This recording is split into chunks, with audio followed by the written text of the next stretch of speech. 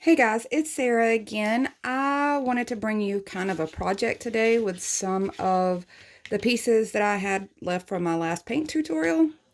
So what I've done is I've taken 8 of the 3-inch strips and cut them into thirds, which equals about 10-inch strips. I had one extra, so I'm not sure it'll get used, but I went ahead and cut those 8 that I had from my video down. And I wanted to show you what I'm going to do with these. So you can see I've kind of finished them all out, touched up the ends a little.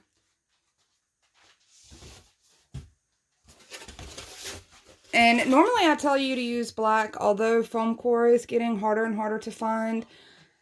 And I don't have any black to use. So I'm going to try to make do. Hopefully I got my spacing good and I won't have to worry about gaps in between.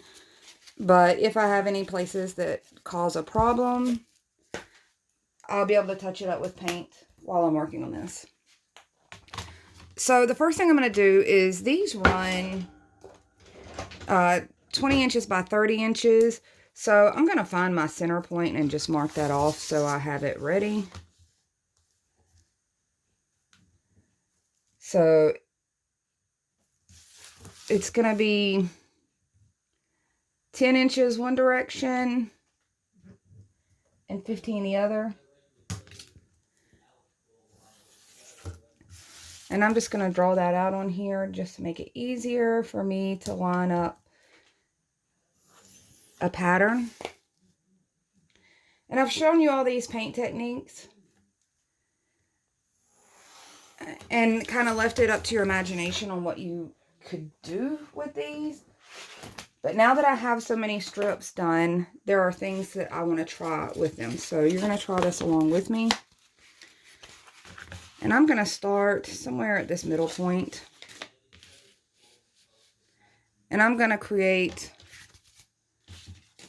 a 90-degree angle. So I've bumped those two against each other. I'm going to come down here and I'm going to try to intermix my colors. And I may do like a whitewashing over these, or at least some of them. But I'm not sure yet, so we'll see. This is a kind of go with me project here. So I'm just testing out my colors because I really want a variety showing through.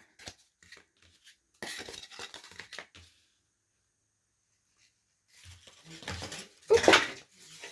Well, there goes half of mine on the floor, so give me a second. Let me catch those. I'm going to go something darker. Some of these videos for these colors have already been posted. Some of them will be coming soon.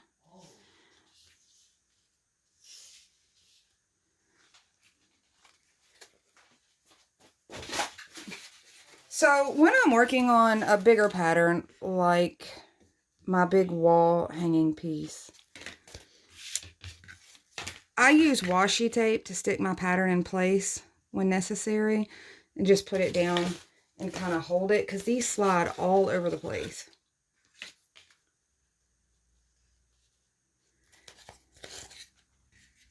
And I'm basically just making a bunch of W's.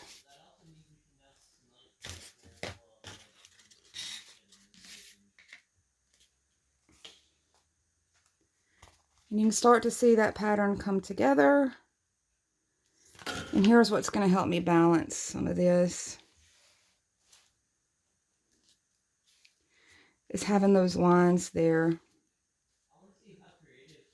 You could always measure yours out a little better. I just wanted a slight guide. However, I'm definitely the type to eyeball most of mine.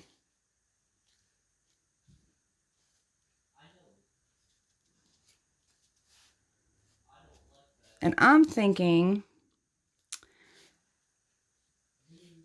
I kind of want these to hit these two to hit right here in this center. So I'm just trying to kind of eyeball them in place.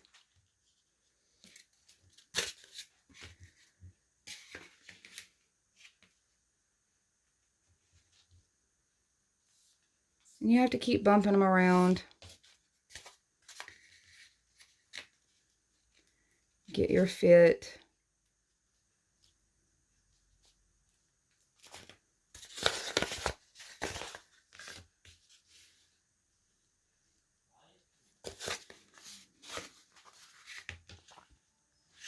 Let's go with something darker there.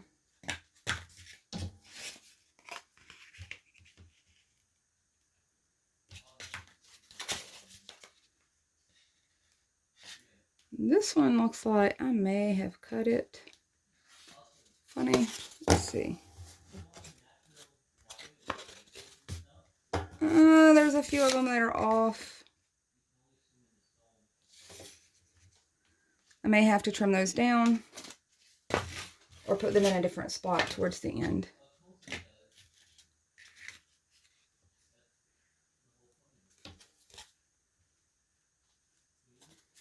So we'll go this route. We'll put some lighter one here.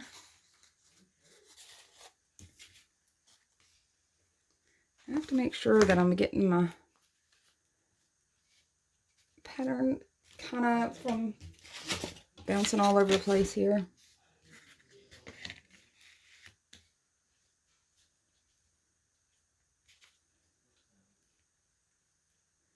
Essentially, I'm just going to keep filling this out until I get a pattern that I like. Once I do that, I'm going to figure out where I want my dry brushed white paint. And I try to look and make sure my knots are not too close together.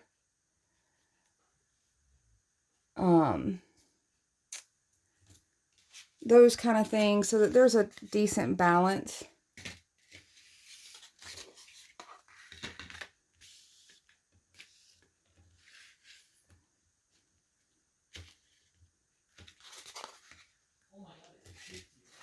And it's more about just sitting and playing until you find something that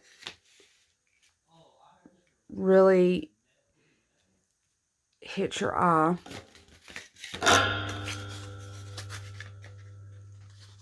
Let's see, where might I like a darker color? If you notice, some of these are going to come off this board. That's fine. I'm going to save myself effort of making an individual cut for every single one of these, individual measurements for every single one of these. So we're just going to cut them all at once at the very end.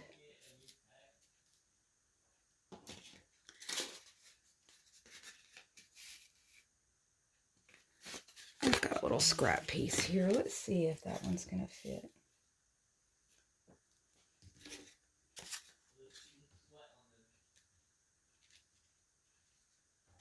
So what I'll end up doing is I'll get this mostly covered. Get my pattern mostly set up. And then I'll trim off some of these overhang edges. And when I do that, I'm going to have enough small pieces to go in and fill in some of these little spots.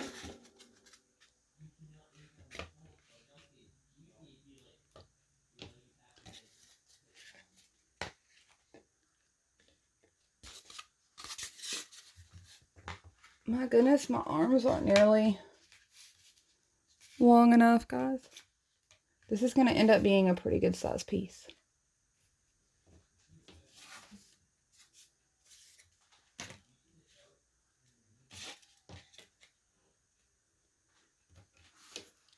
So you can see where we kind of stand here.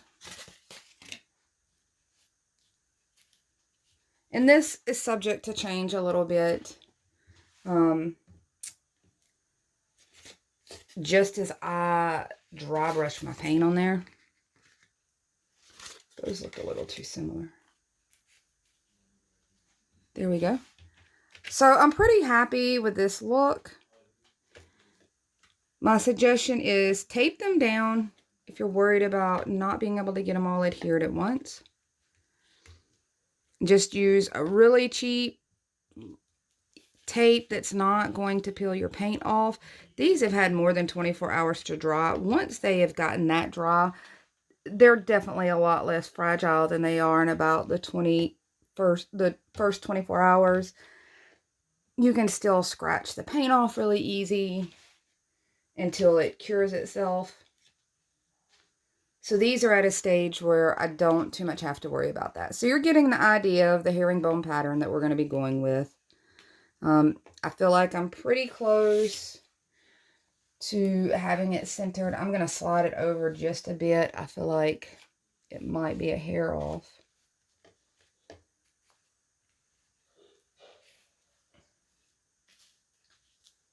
So that's giving me about the same overhang on each side. So all my little spots that I'm going to fill in, they'll be all close to the same size. So I'm just going to go through and move these extras out of the way. So really you could have done probably 7 stacks, but I wanted to have a variety of a couple colors to go back in and fill these spots if I needed them. So I'm going to grab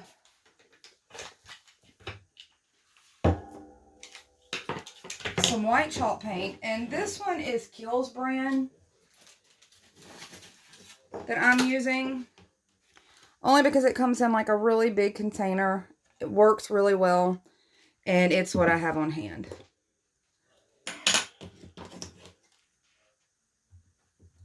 So I'm just going to get some paint on here. I'm not going to use this brush because I just got it really saturated, and we're going to be trying to dry brush.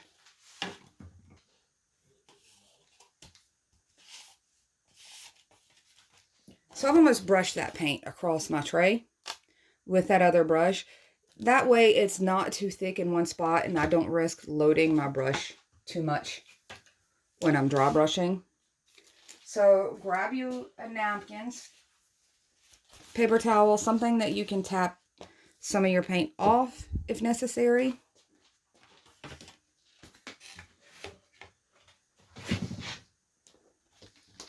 And I'm just going to pull out my handy dandy chopping board to give me a paint surface. And I'm going to pick a few of these to start dry brushing.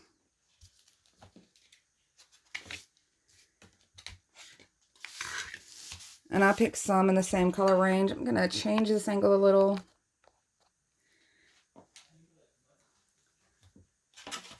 So I've got my brush, and this is a 3-inch brush. Dollar Tree sells a 2-inch version like this. The bristles are a little smoother. You can certainly use your chippy brushes too. It's just all of mine are currently not clean. Certainly not clean enough to be using white. So I've tapped most of that paint off. And I'm going to dry brush into this. So you can go heavy. You can go light. You're not wanting full coverage. You're dragging this paint across here.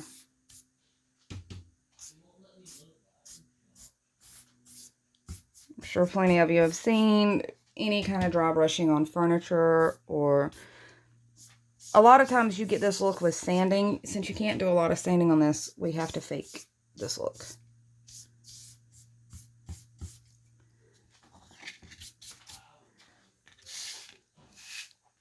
So this is kind of what we're going for. No rhyme or reason to the coverage.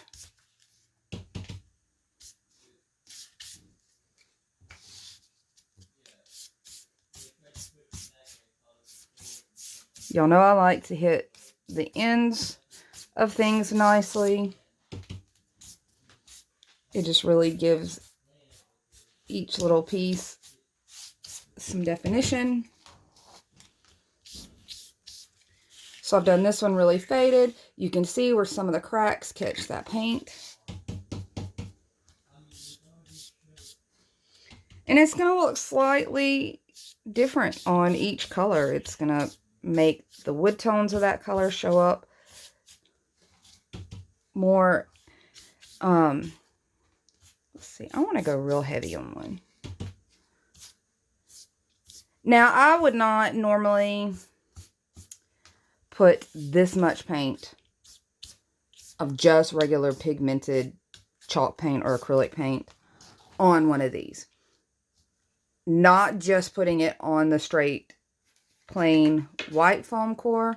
The reason that you're capable of doing this after this process, if you give it at least 24 hours, 48 hours to be really, really safe, to cure, it almost seals off that paper so that it doesn't absorb the moisture from the chalk paint or the acrylic paint. And you can definitely go in heavier than what you could if you were just trying to apply paint to these. So I'm probably going to want to paint a few more. So let's just look and see which few I might want to paint. Actually, I'm just going to paint my spares over here, and I can interchange these out. So I had these couple of extra ones. And I'm going to go ahead and paint these. That way, when I get to looking at my pattern and decide where I'll... Woo! Let's try that again.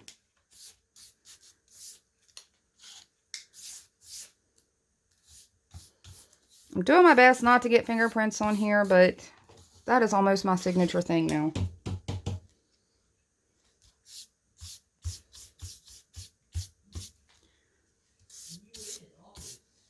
As a matter of fact, that little chunks of paint stuck there for me accidentally touching it really look kind of cool. So I'm not even going to try to blend my fingerprint out on that.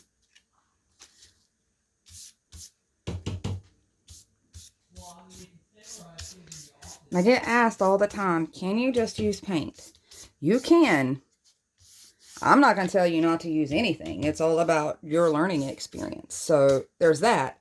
But if you just apply paint to this foam core, you are going to get a whole lot more warping, curving, and most likely you are going to get peeling.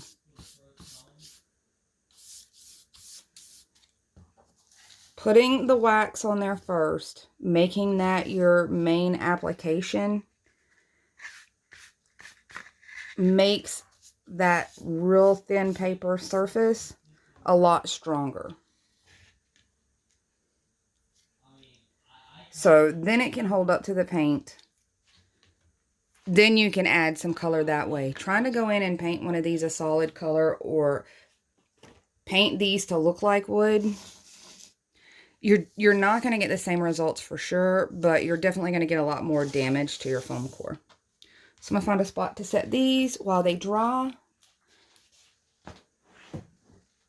Let me clean my fingers again. This seems to be a non-stop thing for me. So some of my pieces hopefully are dry enough for me to do a test run on sitting them down and starting to glue them. Make sure my paint is out of the way. So I'm going to take, let's start with this one. Now these aren't fully dry. It's got some paint on the edges that I don't want to transfer when I touch anything else. I'm just going to kind of brush that down to make sure there's no blobs of paint. The top can still dry while I'm moving my pattern around. There we go.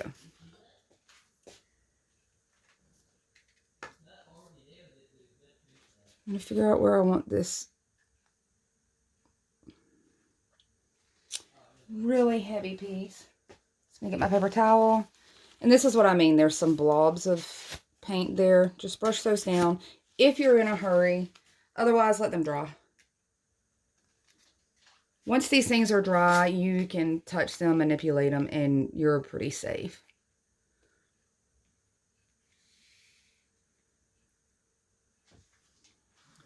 So I'm just going to move them around. You're going to watch me move them back and forth and decide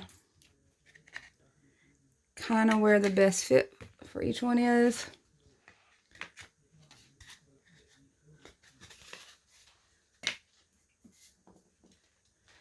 I really thought that I was going to enjoy these darker pieces in, but I kind of want to throw my white ones in there.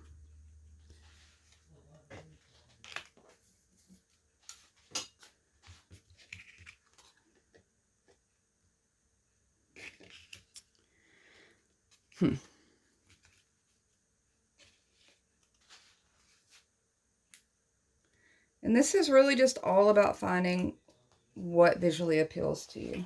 I'm going to switch these around.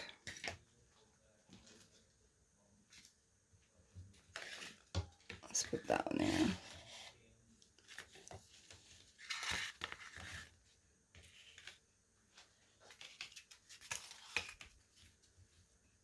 There we go. Definitely have a love for this.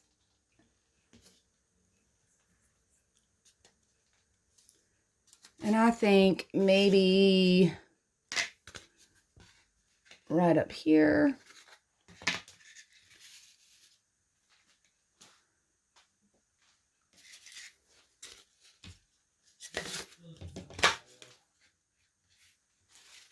So I'm pretty pleased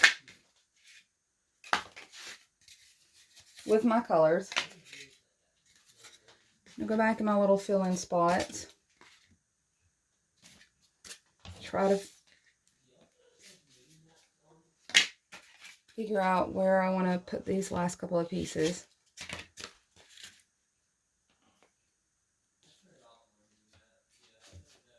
There we go. So I think I'm pretty happy with that.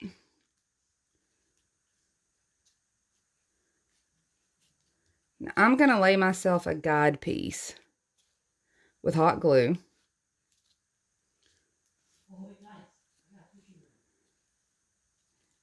And right here I have these very bottom ones lined up to the center.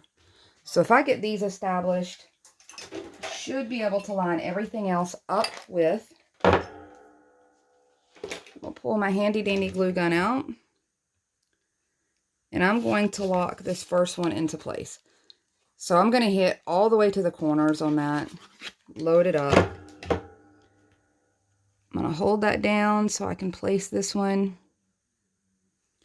And I am not 100% button these against each other because with wood, you're not really going to be able to. That's part of why I usually like black underneath this.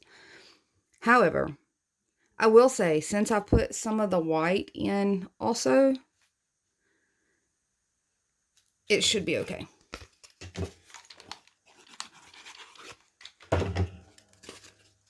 So I'm just going to get those two lined pretty straight. And here we go. We're off. This will allow me to hold and keep my pattern. I'm going to switch that out for something lighter, I think. There we go. Oh, look. We'll go this way. I was trying to keep light, dark, less similar tones next to each other. So now that I have my place established,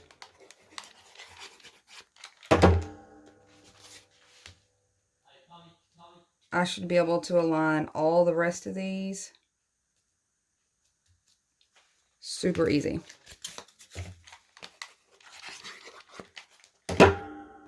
So the longest part was me deciding that I was done playing with them. Which I could sit and change the patterns over and over.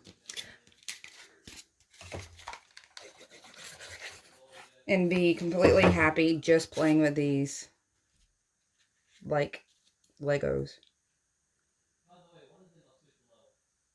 Just building and rebuilding.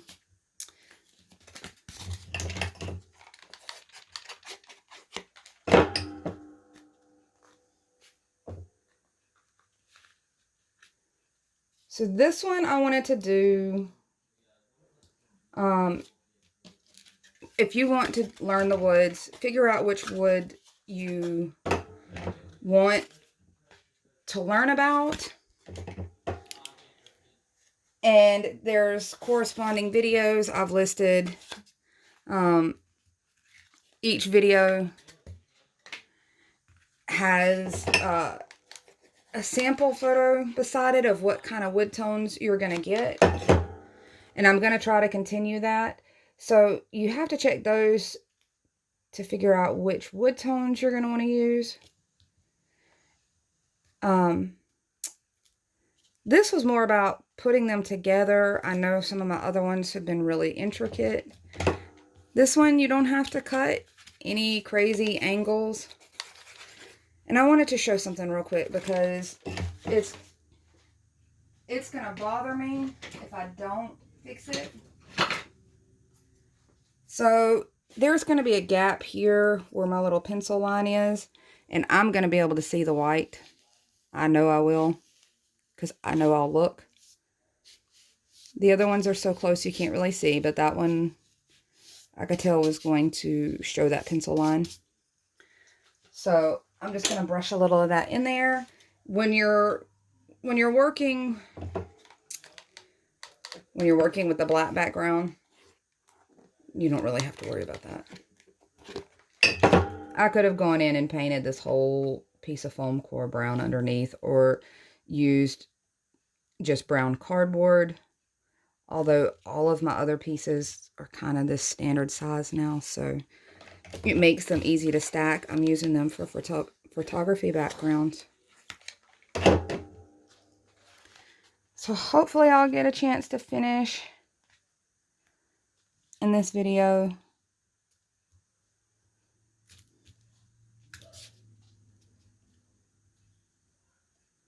Okay, same thing here. I'm going to end up having a gap so that I'm not going to like.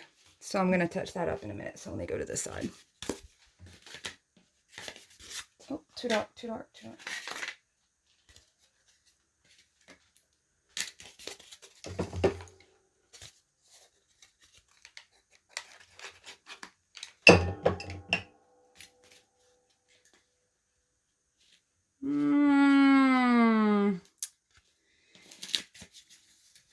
Yes, queen. We're going to go that route. Yep.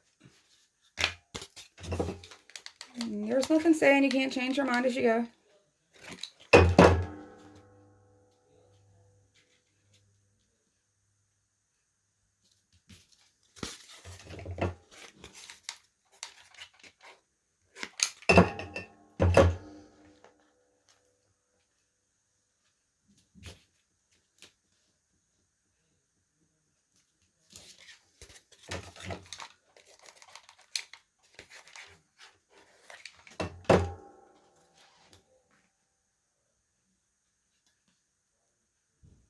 By the way, I've seen the headboards like this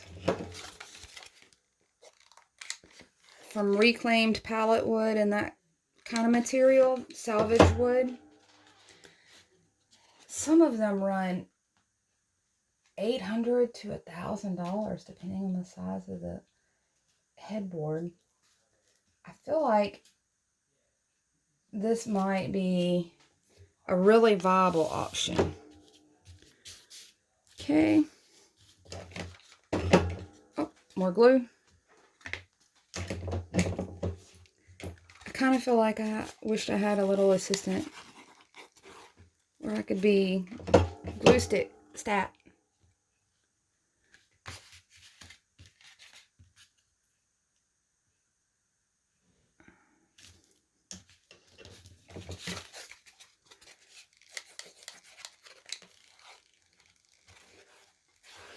I know this thing is going to cut off on me soon because my device only allows me 33 minutes of blabbering time, 32 minutes of blabbering time. So I may have to continue this. And this is where I said I knew that I was liable to have a gap. Just for me spacing these all slightly different. I've run into that. There's a pretty good gap here all the way. Maybe I should have left it and just seeing what it looked like with the light shining through.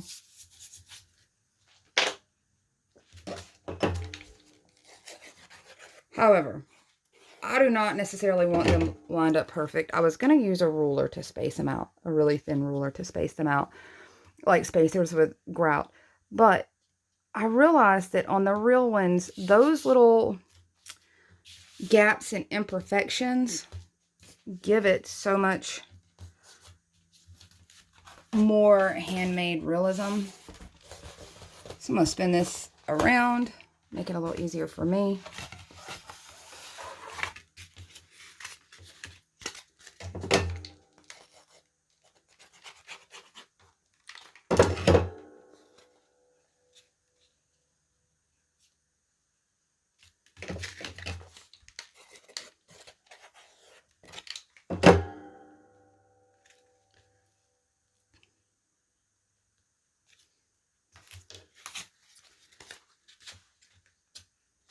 So I'm just going to take some paint and run it across another one. No method to my crazy here. There we go.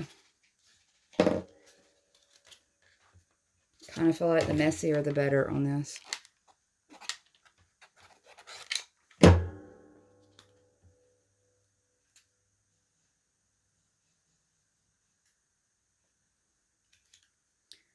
Okay.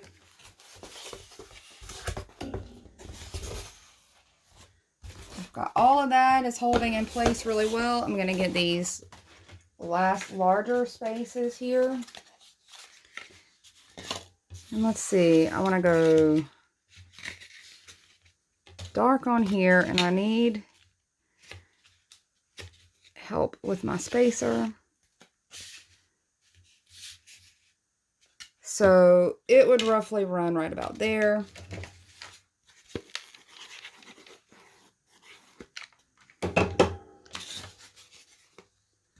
Let's see.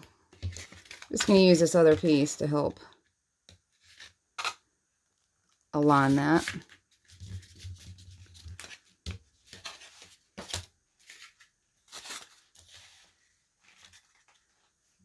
Let's see.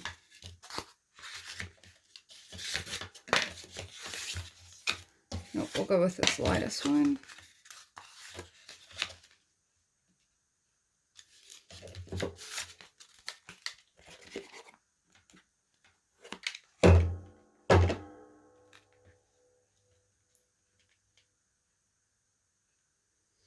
Okay, so when we're down to these points, everything that's cut off of here is almost going to just spin around and be able to fit right in.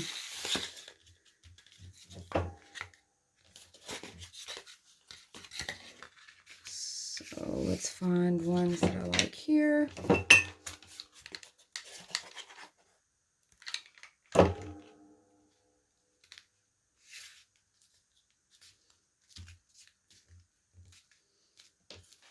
And I have some little small scraps already, just from cutting these down. So I could pretty much fill in. I'm